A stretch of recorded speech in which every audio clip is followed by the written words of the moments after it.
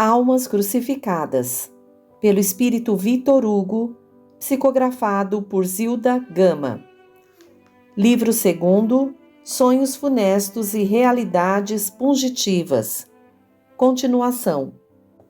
Cláudio, que desejava elucidar ainda alguns enigmas que o perturbavam naqueles memoráveis instantes, interrogou: Como esclareceis, mestre, tantas diversidades de condições, se todos os seres humanos são originados da mesma forma, se em todos existe o que eu punha em dúvida até há poucos dias, uma fagulha celeste partindo do mesmo princípio, Deus, por que a centelha divina não produz exclusivamente o que é louvável e digno, e há indivíduos iguais a mim?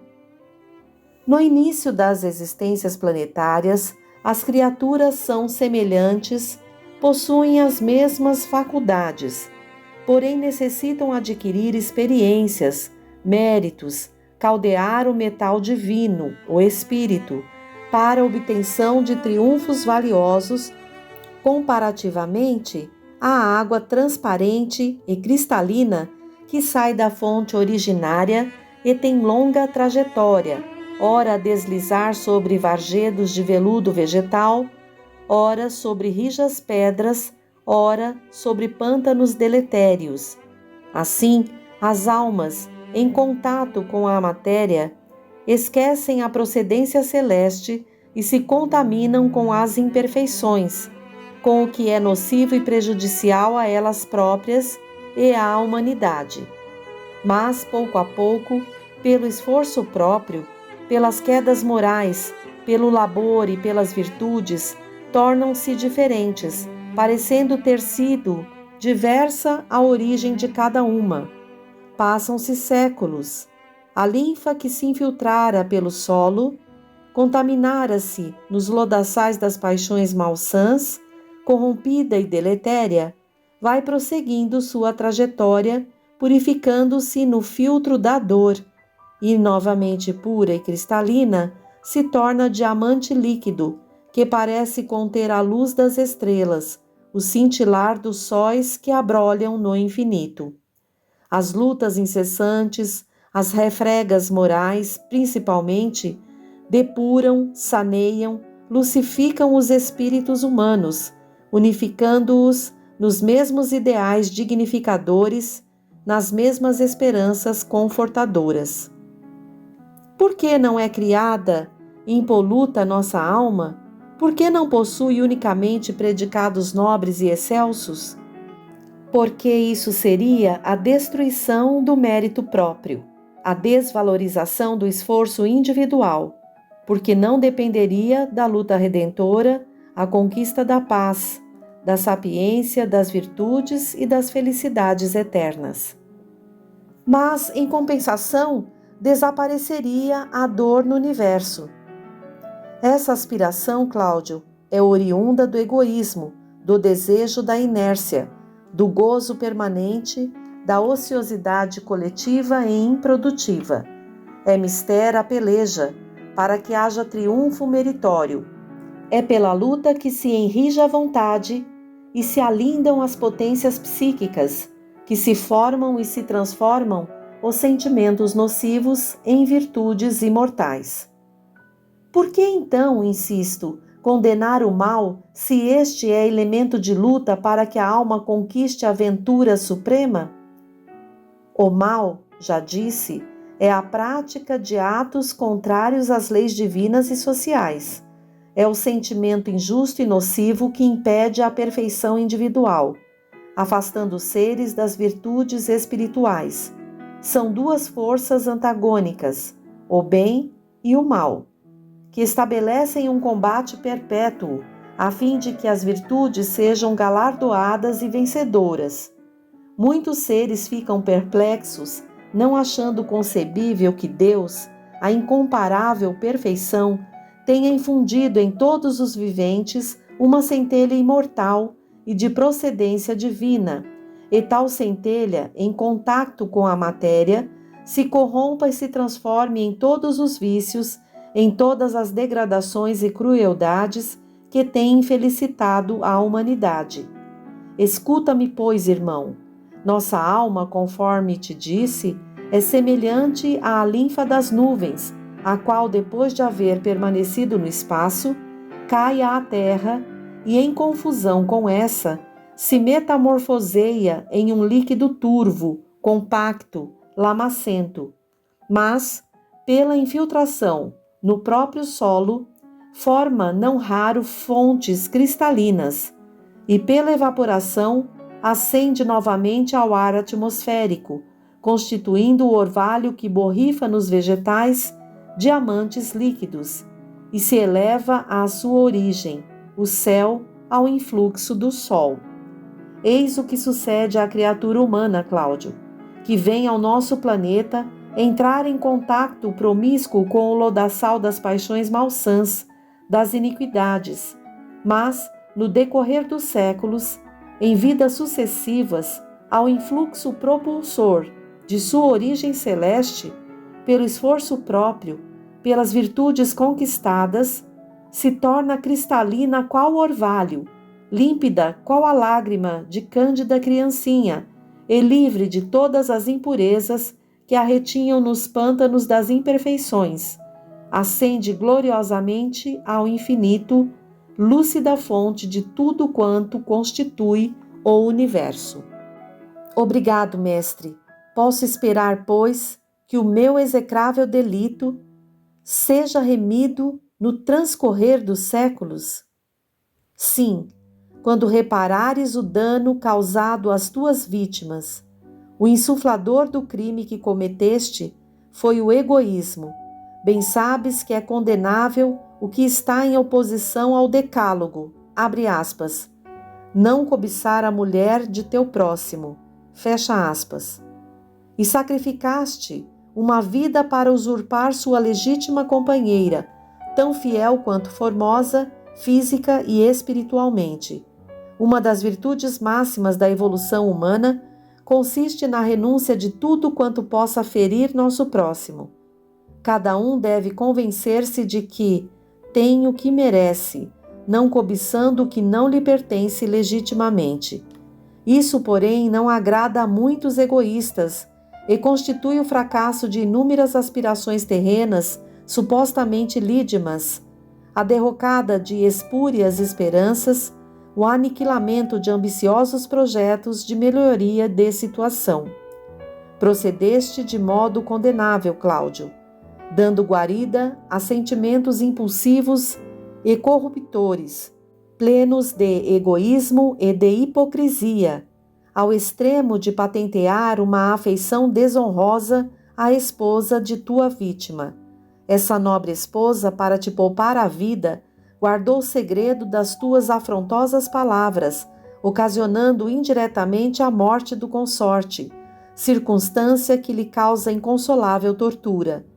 Lembrar-se de que poderia ter livrado Marcelo da tua traição e de que, não o fazendo, sacrificou a própria felicidade e a daquele que tem sido seu aliado em diversas etapas terrenas. Então, mestre, Dioneia sabe do crime que pratiquei? Inquiriu Cláudio. A suspeita provém de uma faculdade anímica que pode tomar proporções assombrosas, atingindo a percepção do que já sucedeu ou vai suceder, apreendendo na alma todas as verdades, pretéritas ou porvindouras, existentes no plano material ou astral.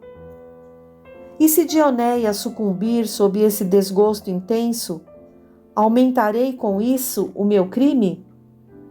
O delito cometido será agravado.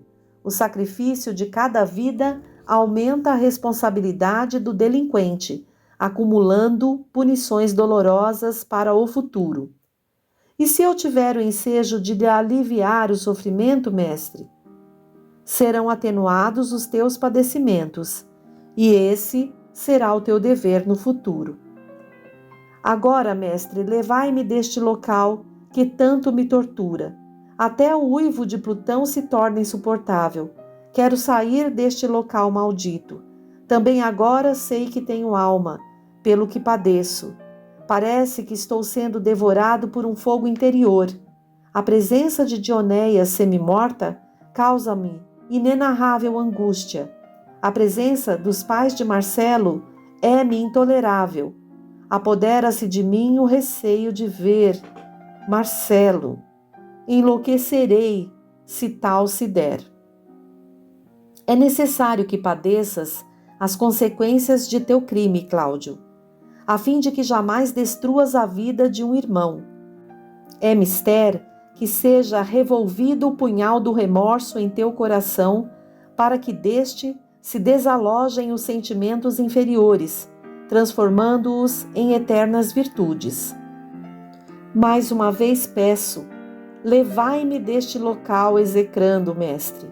Eu vô-lo rogo em nome de Jesus. Grava bem na memória o quadro que ora contemplas. Ainda aqui voltarás em ocasião oportuna. Quando regressares ao solar das sereias, prometes não mais abater uma criatura humana, por maiores que sejam as ofensas recebidas? Sim, prometo, sob o nome de Jesus. Toda promessa feita sob a invocação do nome do Mestre ou de Deus deve ser cumprida escrupulosamente. Eu me compadeço de ti, Cláudio, e por isso te relevei um suplício moral. Vou atender à tua rogativa. Voltemos para onde se acha desfalecido o teu envoltório carnal. Estridente grito e prolongado suspiro fizeram arfar o tórax do enfermo, banhado de abundante transpiração. Momentâneo alívio o reanimou, ao constatar que se encontrava em local seguro, desperto de excruciante sonho. Ouvindo o grito, precipitara-se para ele o vigilante Compônio, que o interrogou. Que estás sentindo, Domine? Estás pior? Tive um pesadelo horripilante.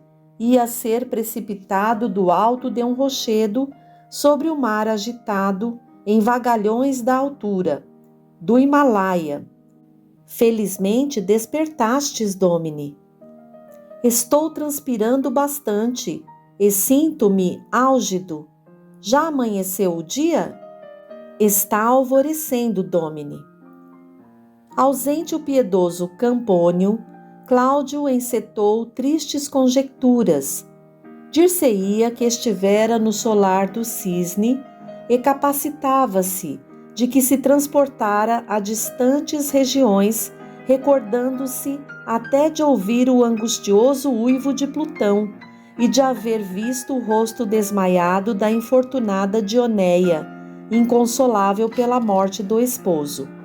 Lembrava-se igualmente de que alguém, que não podia precisar, lhe dera salutares ensinamentos e conselhos, acompanhando-o naquela peregrinação. Quem seria a entidade cujas palavras lhe haviam ficado no recôndito da alma? Era então uma incontestável verdade. A imortalidade da alma sobrevivia esta à matéria? E seria a matéria o instrumento de que se utiliza o espírito para a consumação de todos os crimes, de todos os trabalhos e de todos os atos dignos de louvor? Por que só então lhe haviam sido concedidas aquelas preciosas lições, e não antes de haver cometido um delito que o tornaria desventurado por toda aquela penosa existência? Que lhe valia desde agora a imortalidade, se jamais cessaria o seu martírio moral? Não seria melhor cortar o fio da vida, punindo-se assim severamente? Que lhe valiam mocidade, opulência, instrução, tendo de viver em um ciclo de dores morais inconcebíveis, de remorso comparável a labaredas vulcânicas, queimando-lhe o pensamento? Que gênero de morte escolheria? Um tóxico? A abertura das artérias? Atirar-se-ia ao mar? Pretendia agir durante o dia na realização do que então firmemente resolvera para término do seu suplício moral, mas, tentando erguer-se do leito, não o conseguiu. Um tremor convulsivo lhe contorcia o corpo, fazendo-o rilhar os dentes. Ia ensandecer ou morrer? Para quem apelar em tão aflitiva emergência? Avassalador desalento prendia-o ao leito. Dir-se-ia que algo de essencial lhe fora subtraído do organismo, aniquilando-lhe o desejo de viver, de lutar, de vencer qualquer obstáculo. Sentia-se vencido pelo destino, qual lutador romano em plena arena, ao receber na fronte o golpe esmagador. Não tinha mais ânimo para tomar parte na batalha da vida. Naquele instante, desde que adoecera tão gravemente, lembrou-se apenas de que possuía valores incalculáveis numa bolsa de viagem que conduzia consigo e de que era preciso enviar um emissário ao Solar das Sereias, comunicar a Felipe Valdomiro, administrador do castelo, o que sucedera. Mas inenarrável covardia dominava-o singularmente, o receio de suspeitarem de que fora ele o assassino de Marcelo, coincidindo sua ausência com o homicídio. Admirara a honestidade do Campônio que o salvara, caído em um lodaçal e que poderia tê-lo assassinado fácil e impunemente. Quanto mais nobre fora o proceder daquele rústico, salvando um desconhecido, do que o dele, imolando a vida de um irmão, um companheiro dedicado. A quem deveria encarregar dessa espinhosa incumbência de ir ao Solar das Sereias, fazer as comunicações e levar o tesouro que conduzia em bolsa a tiracolo por baixo do casaco? Estariam intactos os valores? Deixaria amanhecer, pensou ele, para agir, pois evidentemente, após a reação salutar do vinho ingerido, sentia-se mais calmo e confiante na inútil volta à vida, que ele desejava destruir voluntariamente. E não amanhecia. Que acontecera que a noite não terminava? Chamou o caridoso Cérvulo, a quem assim falou: Meu amigo, estou melhor e somente agora compreendo o que deve ter ocorrido comigo. Desmaiei numa estrada desconhecida e sucumbiria fatalmente se não me houvesse socorrido generosamente. Tens direito a uma valiosa recompensa que te concederei, pois já deves ter verificado existir considerável quantia dentro da bolsa que eu conduzia a tiracolo. Domine, folgo com as vossas melhoras, certamente permitidas por Jesus, ao qual ontem à noite eu e minha companheira muito rogamos em vosso benefício. Quanto ao dinheiro que dizeis haver na bolsa, ainda se acha intacto, sob o forro do leito que ocupais. Quereis certificar-vos do que afirmo, Domine? Não, digno amigo. Tens um dos maiores tesouros humanos, a honradez que, dia a dia, mais rara se torna nesse mundo repleto de traições e de misérias. Quero gratificar-te pelos cuidados que tens tido comigo, pois te devo a vida. Pertence-te a choupana em que vives com tua esposa? Não, Domine. Aqui possuo apenas alguns modestos móveis e utensílios domésticos, tudo muito humilde, como vedes, e que adquiri com enormes sacrifícios por ocasião de meu recente consórcio. As terras e a choça em que vivemos pertencem a um usuário castelão. Por que desejais saber? Porque vou adquirir em teu nome as terras onde se encontra a choupana, para que melhor possas gozar o fruto de teus esforços e trabalhos. Domine, e se alguém suspeitar que cometi um crime para possuir, repentinamente, o que sempre me faltou, dinheiro, para a aquisição de terras e de um lar próprio? Irás então para outro local, onde não sejam conhecidas as tuas condições financeiras. Abre agora a janela e dá-me a bolsa, da qual vou retirar uma quantia. Não quero ir para o túmulo sem dar justa recompensa à tua dedicação.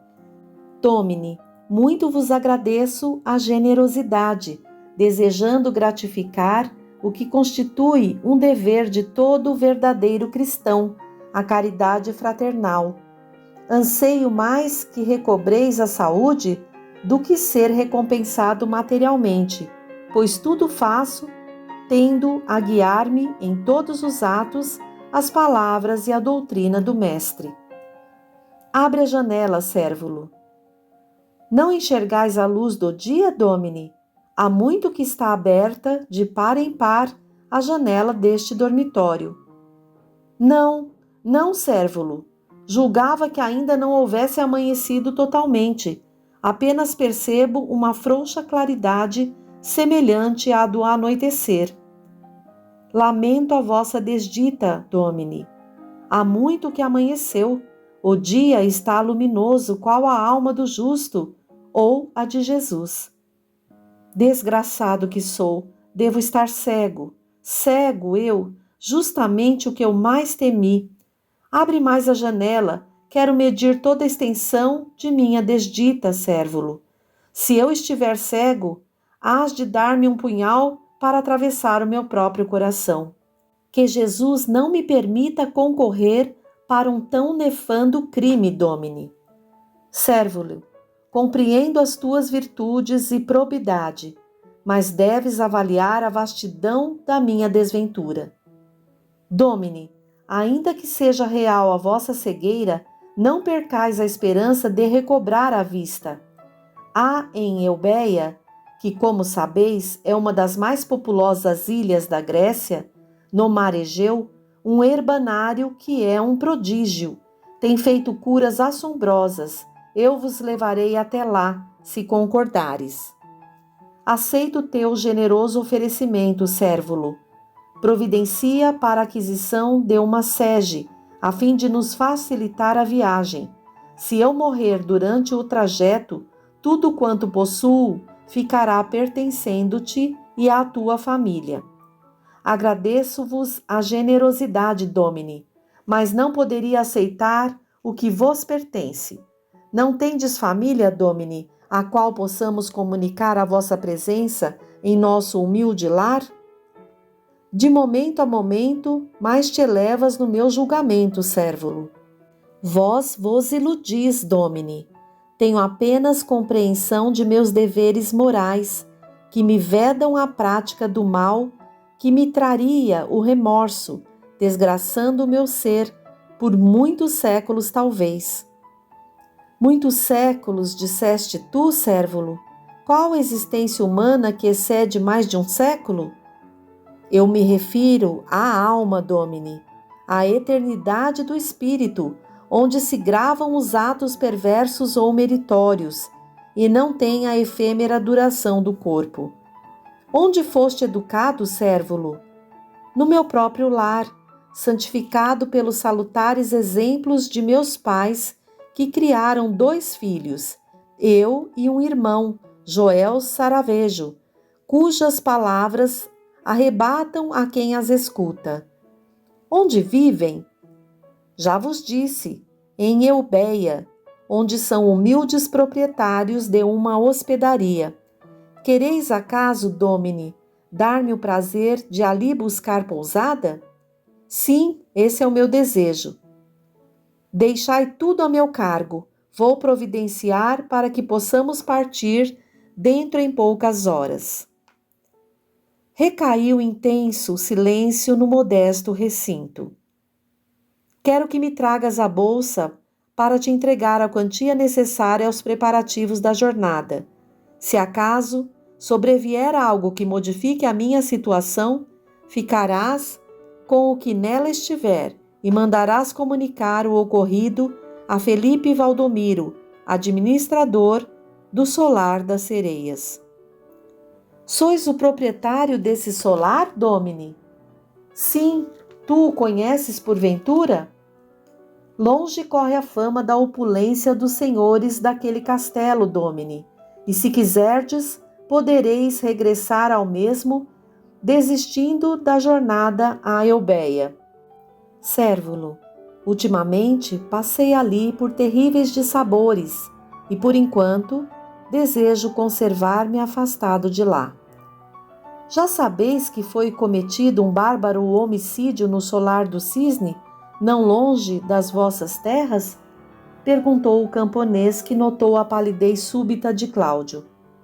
Não, e lamento o ocorrido, porque sou muito afeiçoado ao filho do proprietário daquele solar, Marcelo Tassiano. Foi justamente esse o assassinado. As autoridades e os membros de sua família estão à procura do desconhecido malfeitor, à promessa de gratificação a quem descobrir o seu paradeiro. Será verdade isso, Cérvulo? Mataram o meu melhor amigo? Se não necessitasse de tratamento urgente, ameaçado de cegueira, voltaria ao solar das sereias para auxiliar as pesquisas que desvendem o crime, tornou Cláudio com a voz alterada pela emoção.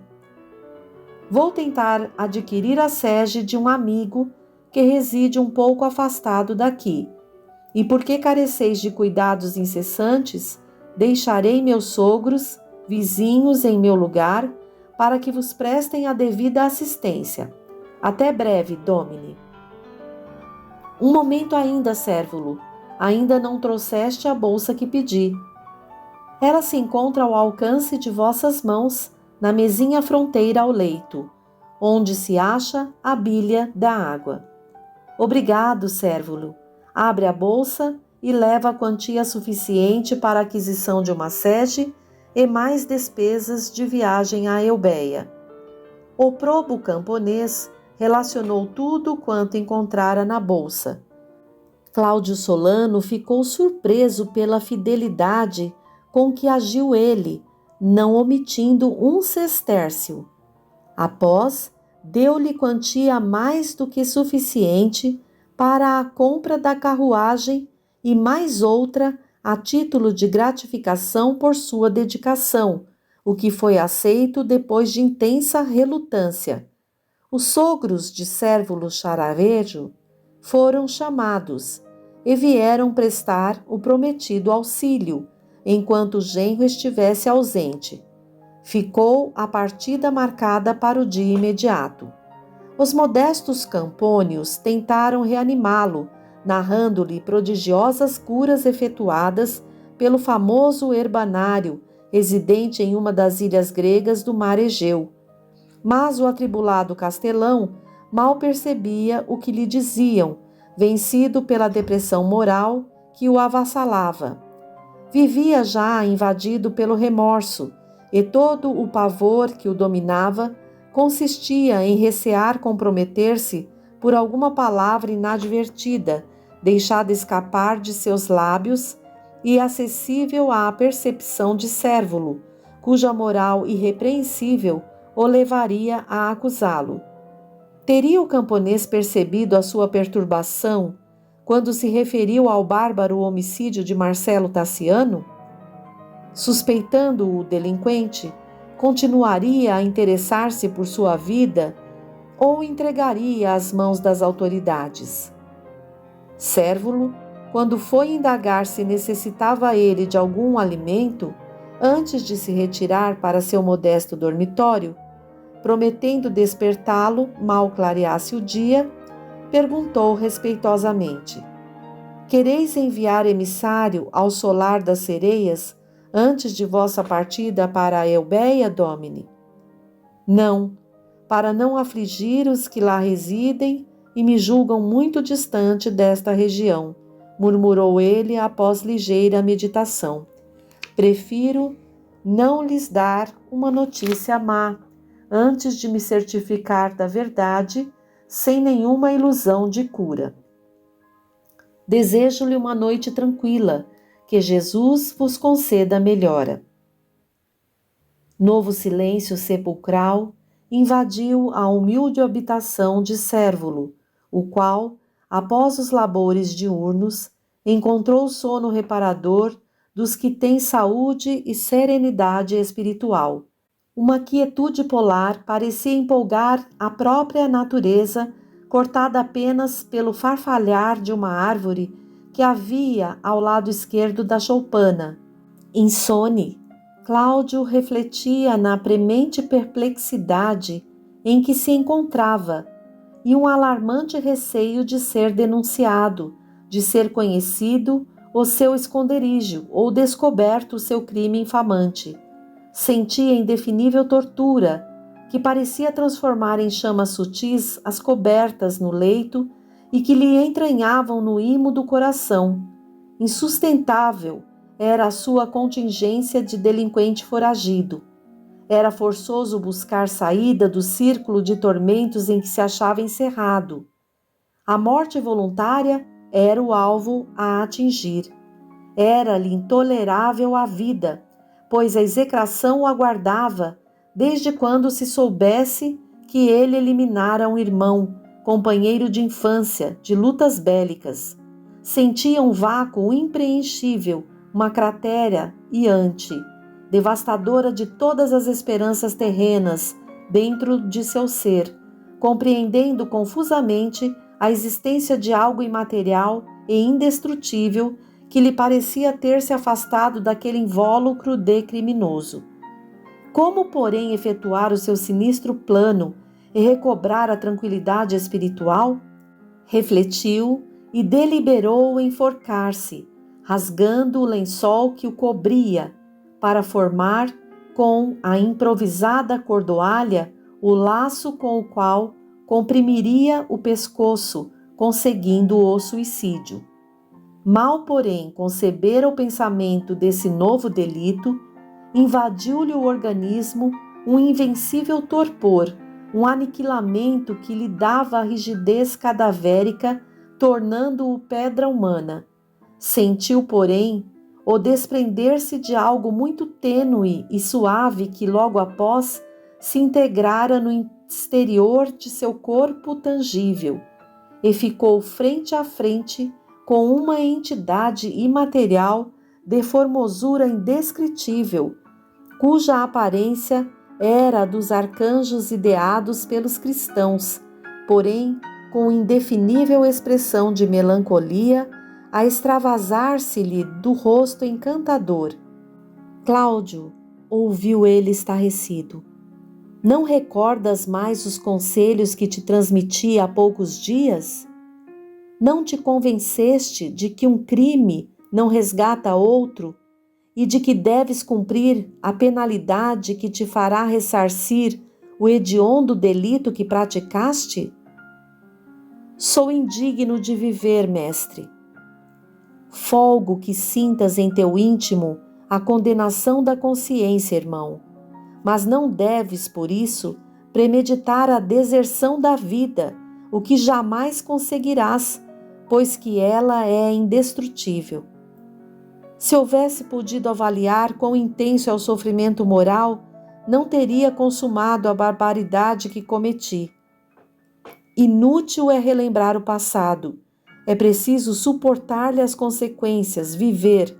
Oprimido o teu coração pelo peso da cruz que, doravante, tens que conduzir ao Calvário da redenção. Não possuo a resignação cristã necessária para enfrentar esses padecimentos presentes ou futuros, mestre. Pois bem, Cláudio, de vez que és pusilânime e que desejas a todo transe fugir dos tormentos remissores impostos aos delinquentes, teu espírito não regressará ao cárcere carnal, e sim a um abismo de trevas onde permanecerás por muitos séculos, perdendo quase a noção da vida real com as recordações incessantes do delito que praticaste, exclamou a fúlgida entidade para atemorizá-lo e evitar novo crime.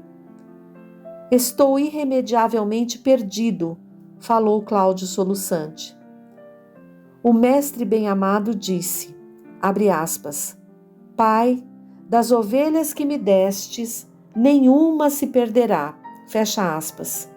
Serás salvo, irmão, ovelha que és do compassivo zagal, mas tens de submeter-te às leis de Deus e às leis da terra. Que vale a imortalidade para a alma desiludida e infortunada, imersa em um abismo de trevas, quer esteja sobre a terra ou no espaço? Chegará o instante bendito da redenção, Cláudio. Suporta os tormentos morais que te aguardam. Limpa tua alma nos caudais de lágrimas que hão de fluir de teus olhos de trevas. Eis o que te alvitro, discípulo de Jesus que sou e irmão de todos os desventurados. Não me conformo em viver imerso em noite infinda. Eu me compadeço de ti, porém sou compelido a dizer-te a realidade. A sentença já foi exarada. Extinguiste a luz preciosíssima, a vida terrena de um irmão. A penalidade é semelhante. Apagou-se em tua alma a lâmpada divina da visão. Pois a vista não provém dos órgãos visuais? Acaso estão vazados os teus olhos? Não se conservam eles límpidos, denotando que algo de precioso se apagou em teu íntimo? O mundo deixou de existir para mim. Sou um cadáver que se movimenta, um morto vivo. É-me intolerável a vida. Não te lembras de que havia um lar ditoso, onde em paz e ligados por sacrossanta afeição, dois seres aguardavam a chegada de um arcanjo que iria aumentar-lhes a ventura, e de que cravaste um punhal no coração que te consagrava amor fraterno? E de que ainda houve outra dor, incomparavelmente maior e mais intolerável do que a agonia da morte dos órgãos visuais, e foi a de reconhecer aquele que o assassinou, o seu mais prezado amigo, no qual confiava sem restrições? Achas que a cegueira é penalidade excessivamente cruel para punir tão abominável crime? Triplicemente bárbaro? Mestre, não me recordeis esse delito. Escolhe, pois, dentre os dois caminhos o que mais te convenha, a tua momentânea cegueira ou a de duração ilimitada na eternidade, se transgredires novamente as leis divinas. Escolhe, infortunado irmão. Um gemido pungente se desprendeu do peito de Cláudio Solano, que assim respondeu à entidade que lhe falava. Sim, tudo sofrerei para a reparação de meu delito. Aceito o cálice de amarguras e imploro a proteção do céu para que minha vida terrena não se prolongue em demasia. Tudo depende de te consagrares ao bem, ao cumprimento de todos os deveres. Inspirai-me sempre, mestre. Sim, caro irmão, eu te inspirarei nos momentos acerbos e oportunos de tua existência, as melhores resoluções a tomar. Terás que concorrer para suavizar as amarguras de tuas vítimas. Outro doloroso gemido fez arfar o tórax de Cláudio, que despertou exausto, como se houvesse sustentado renhida peleja com algum possante gladiador romano. Abriu os olhos cheios de trevas e não pôde ver se o dia já havia derramado no oriente à terra, qual enamorado celeste, uma catarata de rosas de luz sobre sua fronte sombria.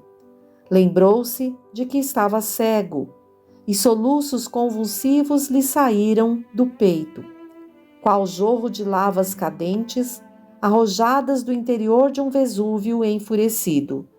Ouviu-se a voz do camponês, que o interrogou com entonação fraterna. Que tendes, Domine? Estás sentindo alguma dor?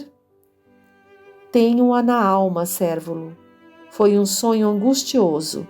Não sei, nem vejo se o dia já desfez as sombras da noite. e isso me leva ao desespero. Resignai-vos, Domine, pois já amanheceu, e dentro em pouco partiremos para Eubéia, onde tenho esperança de que há vez de obter melhoras surpreendentes.